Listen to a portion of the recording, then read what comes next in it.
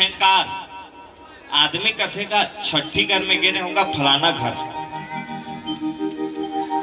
वे भात सागला पोड़सेल के हो तो पोड़सिस मैं व्यवस्था संभाले हो तो पोड़सिस मैं अपन आप के घमंड नहीं करूं लेकिन मेरे होता होइस तीनी रबेत होबे नहीं करे तीनी रबेत काकरो घर के काम निपटबे नहीं करे है ना। अब मैं इनके का कहते मैं वहां गए रहे होता ऐसे होइसगा और मैं नहीं रहते कौन जानी का होती तेनी रे है या तेनी रबे तो वो काम होबे नहीं करेगा।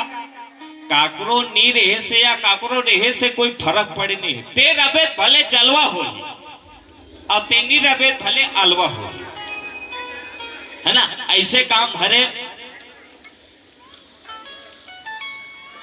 माता पार्वती के जन्म रानी मैनावती के घर मैं मतलब अहंकार। जी हाँ मैं मतलब अहंकार के प्राप्ति होते। जी हाँ मैं शब्द जानना जरूरी है।